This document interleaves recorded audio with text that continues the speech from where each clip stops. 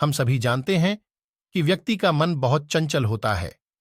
यही कारण है कि मन अशांत रहता है और कई तरह के सवालों का जन्म भी अशांत मन के कारण ही होता है। यदि आप जीवन में शांति चाहते हैं तो इसके लिए जरूरी है मन को शांत करना। लेकिन मन को शांत कैसे किया जाए? चलो जानते हैं मन शांत करने के उपाय। गौतम बुद्ध से जुड़ी इस कहानी के माध्यम से आप जान सकते हैं कि मन को शांत करने का क्या तरीका है। इसमें गौतम बुद्ध द्वारा मन को शांत करने के नियमों के बारे में बताया गया है। जानते हैं इस कहानी के बारे में, जिससे आपका जीवन बदल जाएगा। चैनल सब्सक्राइब करें। अगर वीडियो अच्छा लगा हो। मन को शांत करने की कला। एक बार एक लड़का गौतम बुद्ध के पास जाकर कहता है, मेरे जीवन में बहुत अशांति है, कृपा करके आप मेरा मार्गदर्शन कीजिए जिससे कि मैं इस अशांति से छुटकारा पा सकूं। गौतम बुद्ध लड़के से जीवन की अशांति का कारण पूछते हैं। लड़का उत्तर देता है, अत्यधिक विचारों के कारण मेरे भीतर बहुत सारे विचार आते हैं जिससे मेरा मन अशांत रहता है। बुद्ध मुस्कुराते हुए कहते हैं, ऊपर आकाश की ओर देखो और बताओ कि तुम्हें सूर्य दिख रहा है। लड़का ऊपर देखता है और कहता है, धूप दिख रहा है। बुद्ध उससे पूछते हैं कि अगर तुम लगातार धूप में खड़े रहोगे तब क्या होगा? वह कहता है, मुझे अत्यधिक गर्मी लगेगी और शरीर में बेचैनी होगी।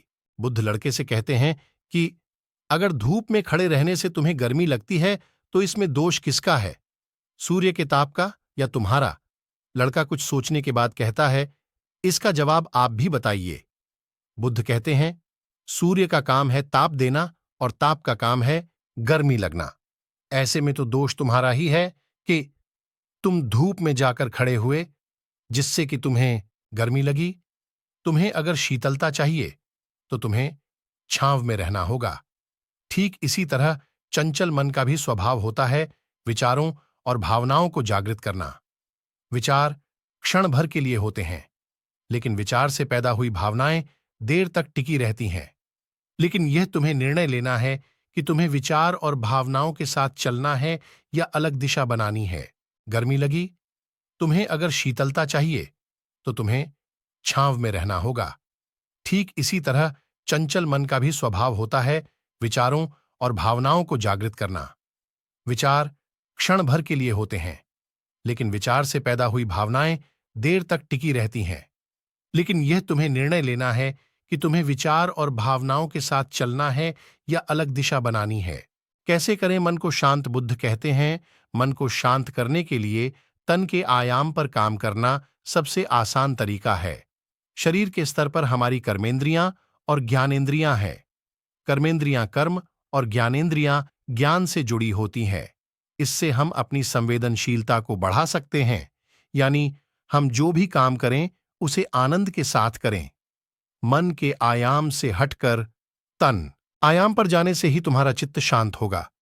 ऐसा करने से तुम मन के आयाम से हटकर शरीर के आयाम पर आ जाओगे, ठीक उसी तरह जैसे तुम धूप से हटकर छांव में आ सकते थे।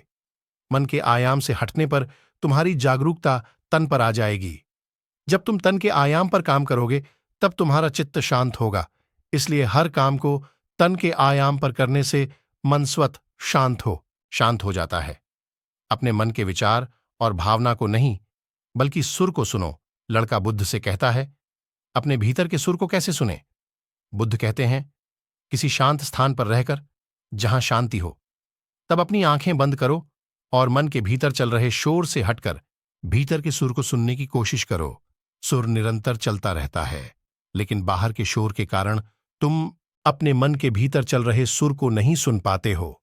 जब तुम अपने दोनों कानों को अपने हाथों से बंद कर दोगे तभी मन के सुर को सुन पाओगे। इस तरह तुम मन की अशांति से दूर हो जाओगे और तुम्हारा मन शांत हो जाएगा। अगर आपका मन शांत हो गया तो आप दुनिया की हर चीज हासिल कर सकते हो। अगर वीडियो पसंद आया हो तो चैनल सब्सक्राइब जरूर करें।